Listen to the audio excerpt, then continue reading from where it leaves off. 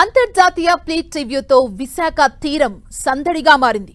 బంగాళాఖాతంలో దేశ విదేశీ నౌకలను రాష్ట్రపతి ద్రౌపది ముర్ము సమీక్షించారు. ఈ ఫ్లీట్ రివ్యూకి సీఎం చంద్రబాబు, రాష్ట్ర గవర్నర్ నజీర్ హాజరయ్యారు.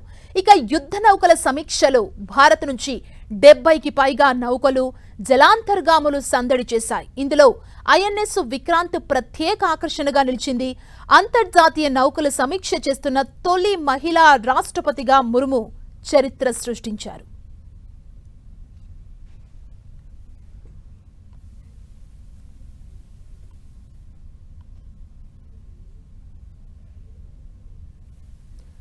రేపు ఇంటర్నేషనల్ సిటీ పరేడ్, మిలాన్ 20న అయాన్స్ కాన్క్లేవ్ ఆఫ్ చీఫ్స్ కార్యక్రమాలు నిర్వహించనున్నారు. రేపు సాయంత్రం ఆర్కే బీచ్ రోడ్లో ఇంటర్నేషనల్ సిటీ పరేడ్ నిర్వహిస్తారు. వివిధ దేశాల నౌకాదళాల కవాతు ఆకట్టుకునేలా ఉంటుంది. ప్రపంచ దేశాల సంస్కృతి, సంప్రదాయాలను తెలియచేస్తూ ఈ కవాతు బీచ్ రోడ్లోని పార్క్ హోటల్ నుంచి కోస్టల్ బ్యాటరీ వరకు నిర్వహిస్తారు.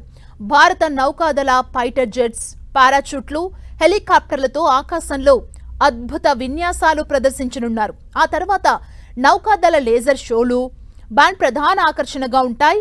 ఈ నెల 20న Indian Ocean naval symposium conclave of chiefs నిర్వహించనున్నారు. ఫ్లీట్ రివ్యూ, మిలాన్ల కోసం 7,000 మంది పోలీసులతో బందోబస్తు ఏర్పాటు చేశారు. 64 డ్రోన్లతో నిరంతరం నిఘా ఏర్పాటు చేశారు. మరోవైపు జీవీఎంసీ ఆధ్వర్యంలో 119 అభివృద్ధి, సుందరీకరణ పనుల్ని 19 కోట్లతో చేపట్టి పూర్తి చేశారు. వీక్షకులు విన్యాసాలు చూసేందుకు గ్యాలరీలను సిద్ధం చేశారు.